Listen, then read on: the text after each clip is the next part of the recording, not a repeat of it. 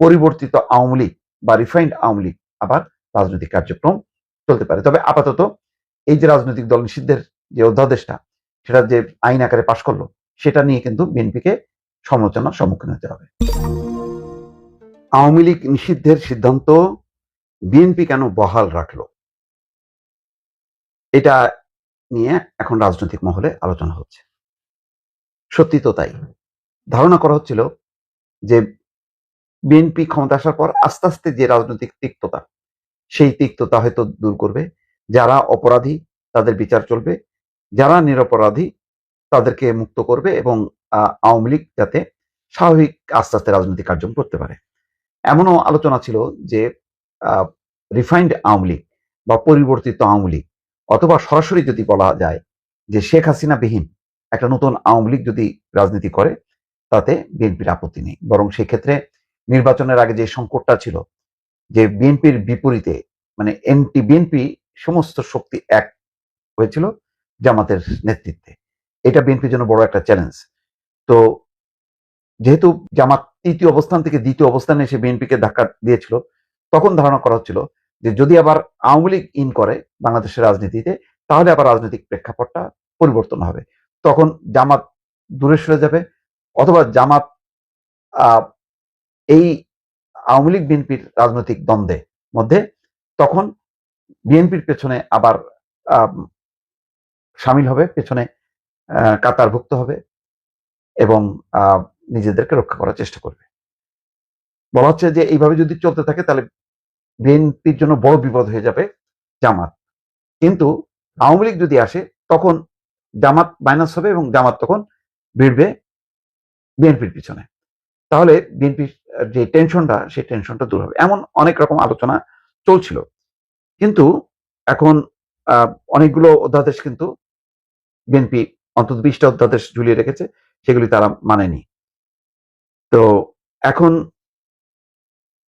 সন্ত্রাস বিরোধী অধ্যাদেশ, এখানে বলা হচ্ছে যে অন্তর্বর্তী সরকারের সময় কোনো ব্যক্তি বা সত্তাকে নিষিদ্ধ এবং তাদের যাবতীয় কার্যক্রম নিষিদ্ধের সুযোগ রেখে যে অধ্যাদেশ জারি হয়েছিল, সেটি এখন বিএনপি সরকারের সময় সন্ত্রাস বিরোধী বিল 2026 হিসেবে জাতীয় সংসদে পাশ হয়েছে এবং 2025 সালের 11 মে তারিখে সন্ত্রাস বিরোধী আইন 2009 সংশোধন করে ওই অধ্যাদেশ জারি করে পরদিনই এর ভিত্তিতে আওয়ামী লীগ 2025 সালের 11 মে পরদিনই আওয়ামী লীগ এবং এর অঙ্গ সহযোগী সংগঠনগুলোর সব কার্যক্রম নিষিদ্ধ করে প্রজ্ঞাপন জারি করেছিল ইউনূসের অন্তর্বর্তী সরকার।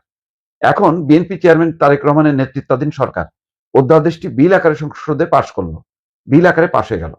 এখন পাশ হওয়া বিলটিতে রাষ্ট্রপতি স্বাক্ষর করার পর গেজেটের মাধ্যমে এটা আইনে পরিণত হবে।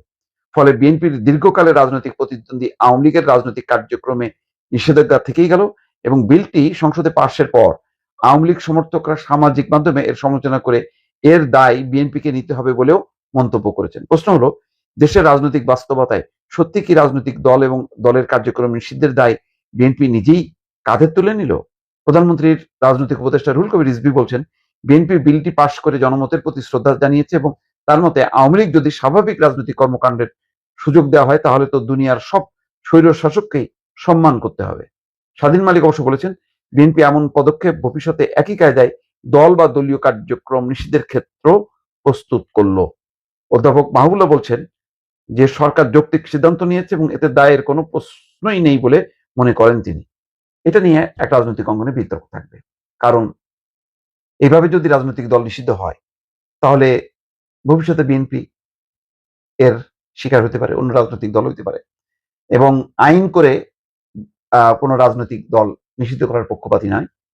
এটা 5ই আগস্টের পরে তারেক রহমানের আসার আগে মির্জা ফখরুল ইসলাম আলমগীর সহ অনেক নেতাই কিন্তু বলেছিলেন যে কোনো দলকে নিষিদ্ধ করার, আইন করে নিষিদ্ধ করার পক্ষপাতী নয়। রাজনৈতিক দল বিলীন হবে বা রাজনৈতিক দল অপ্রাসঙ্গিক হবে, রাজনৈতিক বিকল্প শক্তিশালী রাজনৈতিক যখন পরিস্থিতি তৈরি হবে বা তার যুক্তি উত্থাপিত হবে, তখন অটোমেটিক অপ্রাসঙ্গিক হয়ে যাবে সেই সব রাজনৈতিক দল, যেসব রাজনৈতিক দল কে দেশের জনগণ আর গ্রহণ করবে না। আওয়ামী লীগ নিশ্চয়ই সেই অবস্থায় নেই।